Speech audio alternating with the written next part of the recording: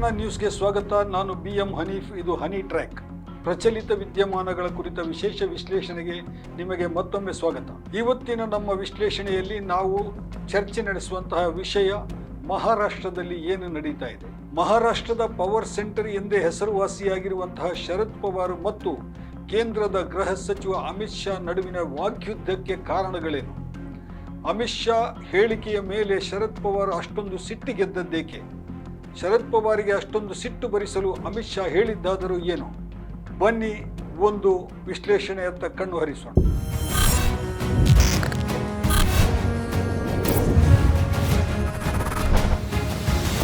ಸಂಕ್ರಾಂತಿಯ ಮುನ್ನಾ ದಿನ ಮಹಾರಾಷ್ಟ್ರದ ಶಿರಡಿಗೆ ಅಮಿತ್ ಶಾ ಭೇಟಿ ನೀಡಿದ್ದರು. ಅಲ್ಲಿ ಬಿಜೆಪಿಯ ಕಾರ್ಯಕರ್ತರ ದೊಡ್ಡ ಸಭೆಯೊಂದು ನಡೆಯುತ್ತಿತ್ತು. ಆ ಸಭೆಯಲ್ಲಿ ಅಮಿತ್ ಶಾ ಅವರು ನೇರವಾಗಿ ಗುರಿ ಇಟ್ಟದ್ದು ಶರದ್ ಪವಾರ್ ಕಡೆಗೆ. ಶರದ್ ಪವಾರ್ ಅವರನ್ನು ಕೆಣಕಲೆಂದೇ ಅಮಿತ್ ಶಾ ಹೇಳಿದ್ದು ಇಷ್ಟು: ಮಹಾರಾಷ್ಟ್ರದಲ್ಲಿ ವಿಶ್ವಾಸದ್ರೋಹ ಮತ್ತು ಬೆನ್ನಿಗೆ ಚೂರಿ ಹಾಕುವಂತಹ ರಾಜಕೀಯವನ್ನು ಆರಂಭಿಸಿದ ಶರದ್ ಪವಾರ್ ಅವರ ಅಂತಹ ರಾಜಕೀಯಕ್ಕೆ ಈಗ ನೀವು ಬಿಜೆಪಿ ಕಾರ್ಯಕರ್ತರು ಕೊನೆ ಹಾಡಿದ್ದೀರಿ. ಅಂತಹ ವಿಶ್ವಾಸದ್ರೋಹದ ರಾಜಕೀಯವನ್ನು ಭೂಮಿಯ 20 ಅಡಿ ಕೆಳಗೆ ನೀವು ಹೂತು ಹಾಕಿದ್ದೀರಿ. 1978ರಿಂದ 2024ರವರೆಗೆ ಈ ವಿಶ್ವಾಸದ್ರೋಹದ ಮತ್ತು ಅಸ್ಥಿರತೆಯ ರಾಜಕೀಯ ಏನು ನಡೀತಾ ಇತ್ತು, ಅದನ್ನು ಈಗ ದೇವೇಂದ್ರ ಫಡ್ನವೀಸ್ ಅವರನ್ನು ಮುಖ್ಯಮಂತ್ರಿ ಮಾಡಿ ಬಿಜೆಪಿಯನ್ನು ಅಧಿಕಾರಕ್ಕೆ ತರುವುದರ ಮೂಲಕ ಬಿಜೆಪಿ ಕಾರ್ಯಕರ್ತರಾದ ನೀವೆಲ್ಲರೂ ಕೊನೆಗಾಣಿಸಿದ್ದೀರಿ ಎನ್ನುವಂತಹ ಮಾತನ್ನ ಅಮಿತ್ ಶಾ ಅವರು ಹೇಳಿದ್ದಾರೆ. ಅಮಿತ್ ಶಾ ಹೇಳಿದ ಮಾತಿನಲ್ಲಿ ನಿಜ ಕೂಡ ಇದೆ. 1978ರಿಂದ ಏನು ಮಹಾರಾಷ್ಟ್ರದಲ್ಲಿ ಮುಖ್ಯಮಂತ್ರಿಯಾಗಿ ಶರದ್ ಪವಾರ್ ಅವರು ತಮ್ಮ ಯುಗವನ್ನು ಆರಂಭಿಸಿದರು, ಅಂದಿನಿಂದ 2024ರವರೆಗೂ ಕೂಡ ಮಹಾರಾಷ್ಟ್ರದಲ್ಲಿ ಅಸ್ಥಿರತೆಯ ರಾಜಕೀಯವೇ ನಡೆಯುತ್ತಿದೆ. ಪ್ರತಿ ಸಲವೂ ಪಕ್ಷಾಂತರ, ಒಂದಿಷ್ಟು ಶಾಸಕರು ಇನ್ನೊಂದು ಕಡೆಗೆ ಬೆಂಬಲ ಕೊಡುವುದು, ಪಕ್ಷಗಳು ವಿಭಜನೆಯಾಗುವುದು, ಈ ಮೂಲಕ ಅಸ್ಥಿರವಾದಂತಹ ಸರ್ಕಾರ ಅಥವಾ ಬಹಳ ಅಲ್ಪ ಮತದ ಬಹುಮತದ ಸರ್ಕಾರ ಇರುವಂತಹ ಪರಿಸ್ಥಿತಿಯೇ ಮಹಾರಾಷ್ಟ್ರದಲ್ಲಿ ಕಂಡು ಬಂದಿದೆ. ಆದರೆ ಈ ವಾತಾವರಣಕ್ಕೆ, ಈ ವಿದ್ಯಮಾನಕ್ಕೆ ಕೇವಲ ಶರದ್ ಪವಾರ್ ಅವರು ಮಾತ್ರ ಕಾರಣರೇ ಎನ್ನುವ ಪ್ರಶ್ನೆಯನ್ನು ನಾವು ಈಗ ಇಲ್ಲಿ ಕೇಳಿಕೊಂಡ್ರೆ ಅಮಿತ್ ಶಾ ಅವರ ಮಾತಿನಲ್ಲಿರುವಂತಹ ಸುಳ್ಳಿನ ಕಣಗಳು ಕೂಡ ನಮಗೆ ಎದ್ದು ಕಾಣುತ್ತವೆ. 1978ರಲ್ಲಿ ಮಹಾರಾಷ್ಟ್ರದಲ್ಲಿ ಕಾಂಗ್ರೆಸ್ನ ವಸಂತರಾವ್ ಪಾಟೀಲ್ ಅವರ ಸರ್ಕಾರ ಅಧಿಕಾರದಲ್ಲಿತ್ತು. ಆ ಸರ್ಕಾರದಲ್ಲಿ ಸಚಿವರಾಗಿದ್ದಂತಹ ಶರದ್ ಪವಾರ್ ಅವರು 40 ಮಂದಿ ಶಾಸಕರನ್ನು ಪ್ರತ್ಯೇಕವಾಗಿ ತಮ್ಮ ಕಡೆಗೆ ಸೆಳೆದುಕೊಂಡು ಪ್ರತ್ಯೇಕ ಗುಂಪನ್ನು ರಚಿಸಿಕೊಂಡು ತಾವೇ ಮುಖ್ಯಮಂತ್ರಿಯಾಗಿ ಅಧಿಕಾರಕ್ಕೆ ಬಂದರು. ಅಮಿತ್ ಶಾ ಶಿರಡಿಯಲ್ಲಿ ಹೇಳಿರುವಂತಹದ್ದು ಆ ಘಟನೆಯ ಬಳಿಕ ಮಹಾರಾಷ್ಟ್ರದಲ್ಲಿ ಏನಾಯಿತು ಎನ್ನುವಂತಹ ವಿಚಾರವನ್ನೇ ಅಮಿತ್ ಶಾ ಒತ್ತಿ ಹೇಳಿದ್ದಾರೆ. ಅಮಿತ್ ಶಾ ಅವರ ಈ ಹೇಳಿಕೆಯಿಂದ ಶರದ್ ಪವಾರ್ ಕೆಂಡಾಮಂಡಲವಾಗಿದ್ದಾರೆ. ಅದಕ್ಕೂ ಒಂದು ಕಾರಣ ಇದೆ. ಇತ್ತೀಚೆಗೆ ನಡೆದಂತಹ, ಅಂದರೆ 2024ರಲ್ಲಿ ನಡೆದಂತಹ ಒಂದು ವಿಧಾನಸಭೆಯ ಚುನಾವಣೆ ಏನಿದೆ, ಅದರಲ್ಲಿ ಮಹಾರಾಷ್ಟ್ರ ಅಘಾಡಿ ಕೂಟವನ್ನು ರಚಿಸಿಕೊಂಡು ಶರದ್ ಪವಾರ್ ಅವರು ಕಾಂಗ್ರೆಸ್ ಮತ್ತು ಉದ್ಧವ್ ಠಾಕ್ರೆ ಅವರ ಶಿವಸೇನೆ ಜೊತೆಗೆ ಸೇರಿಕೊಂಡು ಏನು ಹೋರಾಟ ನಡೆಸಿದ್ರು, ಆ ಹೋರಾಟದಲ್ಲಿ ಬಹುತೇಕ ಅವರು ಸೋತು ಸುಣ್ಣವಾಗಿದ್ದಾರೆ. ಅದರ ಬೆನ್ನಲ್ಲೇ ಶರದ್ ಪವಾರ್ ಅವರು ಕೂಡ NDA ಮೈತ್ರಿಕೂಟದ ಕಡೆಗೆ, ಅಂದರೆ ಮಹಾರಾಷ್ಟ್ರದಲ್ಲಿರುವಂತಹ ಮಹಾಯುತಿ ಮೈತ್ರಿಕೂಟದ ಕಡೆಗೆ ಒಲವು ತೋರ್ತಾ ಇದ್ದಾರೆ ಎನ್ನುವಂತಹ ಒಂದು ಅಪಪ್ರಚಾರವೂ ಕೂಡ ನಡೀತಾ ಇತ್ತು. ಈ ಹಿನ್ನೆಲೆಯಲ್ಲಿ ಶರದ್ ಪವಾರ್ ಅವರು ಸಿಟ್ಟಿಗೆದ್ದು ಅದಕ್ಕೆ ಪ್ರತ್ಯುತ್ತರವನ್ನು ನೀಡಿದ್ದಾರೆ. ಅಮಿತ್ ಶಾ ಅವರ ಭಾಷಣದ ಮರುಕ್ಷಣವೇ ಅವರು ನೀಡಿದಂತಹ ಪ್ರತ್ಯುತ್ತರ ಹೀಗಿದೆ: ಹೌದು, 1978ರಲ್ಲಿ ನಾನು ಮುಖ್ಯಮಂತ್ರಿ ಆದೆ. ಆಗ ಈ ಅಮಿತ್ ಶಾ ಎಲ್ಲಿದ್ದರೋ ನನಗೆ ಗೊತ್ತಿಲ್ಲ. ಅಂದರೆ ರಾಜಕೀಯದಲ್ಲಿ ಅಮಿತ್ ಶಾ ಅವರು ಆವಾಗ ಅಪ್ರಸ್ತುತರಾಗಿದ್ದರು ಎನ್ನುವುದನ್ನು ಶರದ್ ಪವಾರ್ ಒತ್ತಿ ಹೇಳ್ತಾ ಇದ್ದಾರೆ. ಆಗ ನನ್ನ ಸಂಪುಟದಲ್ಲಿ ಉತ್ತಮರಾವ್ ಪಾಟೀಲ್ ಅವರಂತಹ ಸಚಿವರಿದ್ದರು. ಅವರು ಜನಸಂಘದಿಂದ ಈ ಕಡೆ ಬಂದವರು. ಅಂತಹ ಒಳ್ಳೆಯ ಸಚಿವರನ್ನು ಕೂಡ ನಾನು ನನ್ನ ಸರ್ಕಾರದಲ್ಲಿ ಸೇರಿಸಿಕೊಂಡಿದ್ದೆ ಎಂದು ಪವಾರ್ ಹೇಳ್ತಾರೆ. ಅಷ್ಟು ಮಾತ್ರವಲ್ಲ, ಶರದ್ ಪವಾರ್ ಅವರು ಅಟಲ್ ಬಿಹಾರಿ ವಾಜಪೇಯಿ ಅವರನ್ನು ಕೂಡ ಈ ಉತ್ತರದಲ್ಲಿ ನೆನಪಿಸಿಕೊಂಡಿದ್ದಾರೆ. ಆಗ ಅಟಲ್ ಬಿಹಾರಿ ವಾಜಪೇಯಿ ಅವರು ಪ್ರಧಾನಮಂತ್ರಿಯಾಗಿದ್ದರು. ಭುಜ್ನಲ್ಲಿ ಬಹಳ ದೊಡ್ಡ ಭೂಕಂಪ ಸಂಭವಿಸಿತ್ತು. ಅದೊಂದು ರಾಷ್ಟ್ರೀಯ ಪ್ರಕೋಪ. ಆ ಸಂದರ್ಭದಲ್ಲಿ ನೈಸರ್ಗಿಕ ಪ್ರಕೋಪ ನಿರ್ವಹಣಾ ಪ್ರಾಧಿಕಾರದ ಅಧ್ಯಕ್ಷರಾಗಿ ನನ್ನನ್ನು ಅವರು ಆಯ್ಕೆ ಮಾಡಿದರು. ಅಟಲ್ ಬಿಹಾರಿ ವಾಜಪೇಯಿ ಅವರು ನಿಜಕ್ಕೂ ಕೂಡ ರಾಜಕೀಯದಲ್ಲಿ ಮುತ್ಸದ್ದಿಯಾಗಿದ್ದರು. ನಾನು ವಿರೋಧ ಪಕ್ಷದಲ್ಲಿದ್ದರೂ ಕೂಡ ಅಂತಹ ಒಂದು ದೊಡ್ಡ ಜವಾಬ್ದಾರಿಯನ್ನು ನನಗೆ ವಾಜಪೇಯಿ ಅವರು ಕೊಟ್ಟಿದ್ದಾರೆ ಎಂದು ಶರದ್ ಪವಾರ್ ಅವರು ನೆನಪಿಸಿಕೊಂಡಿದ್ದಾರೆ. ಇಷ್ಟಕ್ಕೆ ಶರದ್ ಪವಾರ್ ಅವರು ತಮ್ಮ ಮಾತನ್ನು ನಿಲ್ಲಿಸಿಲ್ಲ. ಅಮಿತ್ ಶಾ ಅವರು ಕೇಂದ್ರದಲ್ಲಿ ಗೃಹ ಸಚಿವ ಹುದ್ದೆಯನ್ನು ವಹಿಸಿಕೊಂಡಿದ್ದಾರೆ.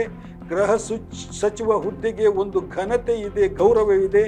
ಆ ಗೌರವವನ್ನು, ಘನತೆಯನ್ನು ಉಳಿಸಿಕೊಳ್ಳಿ ಎನ್ನುವಂತಹ ಮಾತನ್ನ ಖಡಕ್ ಆಗಿ ಶರದ್ ಪವಾರ್ ಅವರು ಅಮಿತ್ ಶಾಗೆ ಹೇಳಿದ್ದಾರೆ. ಮಹಾರಾಷ್ಟ್ರದಲ್ಲಿ ಸ್ಥಿರ ಸರ್ಕಾರ ಬಂದಿದೆ ಎನ್ನುವ ಅಮಿತ್ ಶಾ ಅವರ ಮಾತಿನಲ್ಲಿ ತಥ್ಯವಿದೆ ಅನ್ನುವುದೇನೋ ನಿಜ. ಯಾಕಂದ್ರೆ ಇತ್ತೀಚೆಗೆ ನಡೆದ ವಿಧಾನಸಭಾ ಚುನಾವಣೆಯಲ್ಲಿ ಒಟ್ಟು 288 ಸ್ಥಾನಗಳಲ್ಲಿ 132 ಸ್ಥಾನಗಳನ್ನು ಬಿಜೆಪಿ ನೇತೃತ್ವದ ಮಹಾಯುತಿ ಒಕ್ಕೂಟ ಗೆದ್ದುಕೊಂಡಿದೆ ಮತ್ತು ಸ್ಥಿರ ಸರ್ಕಾರವನ್ನು ಅಲ್ಲಿ ಸ್ಥಾಪಿಸಿದೆ. ದೇವೇಂದ್ರ ಫಡ್ನವೀಸ್ ಅವರು ಅಲ್ಲಿ ಮುಖ್ಯಮಂತ್ರಿಯಾಗಿ ಈಗ ಅಧಿಕಾರ ನಡೆಸ್ತಾ ಇದ್ದಾರೆ.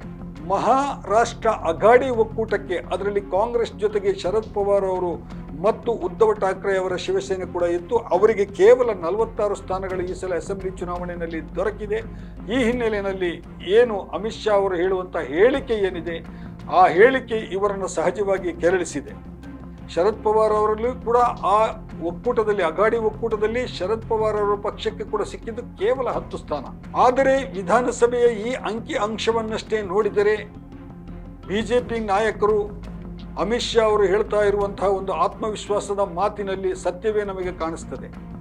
ಇಲ್ಲಿ ಅಂಕಿಅಂಶದ ಆಟ ಮಾತ್ರವಲ್ಲ, ಶರದ್ ಪವಾರ್ ಅವರ NCP ನ್ಯಾಷನಲ್ ಕಾಂಗ್ರೆಸ್ ಪಕ್ಷ ಈ ವಿಧಾನಸಭಾ ಚುನಾವಣೆಯ ಫಲಿತಾಂಶದಿಂದ ಪೂರ್ತಿ ಮುಳುಗಿ ಹೋಯಿತೆ ಎಂದು ವಿಚಾರ ಮಾಡುವವರಿಗೆ ಇಲ್ಲಿ ಇನ್ನೊಂದು ಅಂಶವನ್ನು ಶರದ್ ಪವಾರ್ ಅವರ ಬೆಂಬಲಿಗರು ಎತ್ತಿ ಹೇಳುತ್ತಾರೆ. ಅದೆಂದರೆ ಪರ್ಸೆಂಟೇಜ್ ಲೆಕ್ಕದಲ್ಲಿ ಶರದ್ ಪವಾರ್ ಅವರ ನ್ಯಾಷನಲ್ ಕಾಂಗ್ರೆಸ್ ಪಾರ್ಟಿಗೆ ಸಿಕ್ಕಿರುವಂತಹ ಮತ ಮತ್ತು ಅಜಿತ್ ಪವಾರ್ ಅವರು ಏನು ಪಕ್ಷವನ್ನು ಒಡೆದು ಈಗ ಬಿಜೆಪಿ ಜೊತೆಗೆ ಸೇರಿದ್ದಾರೆ, ಆ ಪಕ್ಷಕ್ಕೆ ಸಿಕ್ಕಿದಂತಹ ಶೇಕಡವಾರು ಮತ, ಇವೆರಡನ್ನೂ ಹೋಲಿಕೆ ಮಾಡಿ ಶರದ್ ಪವಾರ್ ಅವರ ಬೆಂಬಲಿಗರು ಈ ಮಾತನ್ನ ಹೇಳ್ತಾ ಇದ್ದಾರೆ. ಶರದ್ ಪವಾರ್ ಅವರ ಯುಗ ಇನ್ನೂ ಮುಗಿದಿಲ್ಲ. ಇತ್ತೀಚೆಗೆ ನಡೆದ ವಿಧಾನಸಭಾ ಚುನಾವಣೆಯಲ್ಲಿ ಹೌದು, ಶರದ್ ಪವಾರ್ ಅವರ ಪಕ್ಷಕ್ಕೆ ಕೇವಲ 10 ಸ್ಥಾನ ಸಿಕ್ಕಿದೆ. ಅದೇ ಪಕ್ಷವನ್ನು ಒಡೆದು ಹೋದಂಥ ಅಜಿತ್ ಪವಾರ್ ಅವರ NCPಗೆ 41 ಸ್ಥಾನಗಳು ಸಿಕ್ಕಿದೆ. ಆದರೆ ಮತದ ಪ್ರಮಾಣವನ್ನು ಲೆಕ್ಕ ಹಾಕಿದರೆ ಶರದ್ ಪವಾರ್ ಅವರ NCP ಬಣಕ್ಕೆ ಸಿಕ್ಕಿರುವಂತಹ ಒಟ್ಟು ಮತಗಳು 72 ಲಕ್ಷ. ಆದರೆ ಅಜಿತ್ ಪವಾರ್ ಅವರ ಬಣಕ್ಕೆ ಸಿಕ್ಕಿದಿರುವಂತಹ ಒಟ್ಟು ಮತಗಳು ಕೇವಲ 58 ಲಕ್ಷ. ಈ ಹಿನ್ನೆಲೆಯಲ್ಲಿ ಶರದ್ ಪವಾರ್ ಅವರ ಬೆಂಬಲಿಗರು, ಶರದ್ ಪವಾರ್ ಅವರು ಮಹಾರಾಷ್ಟ್ರದ ಏನು ಒಂದು ಪವರ್ ಸೆಂಟರ್ ಆಗಿದ್ರು, ಮುಂದೆಯೂ ಕೂಡ ಅವರು ಪವರ್ ಸೆಂಟರ್ ಆಗಿ ಉಳಿತಾರೆ. ಮುಂದಿನ ಚುನಾವಣೆಯಲ್ಲಿ ಮತ್ತು ಮುಂಬರುವ ಪ್ರಾದೇಶಿಕ ಚುನಾವಣೆಗಳು, ಕಾರ್ಪೊರೇಷನ್ ಚುನಾವಣೆ ನಡೆಯಲಿಕ್ಕಿದೆ. ಮುಂಬೈ ಮಹಾನಗರ ಪಾಲಿಕೆ ಬಹಳ ದೊಡ್ಡ ಪವರ್ ಸೆಂಟರ್ ಅದು.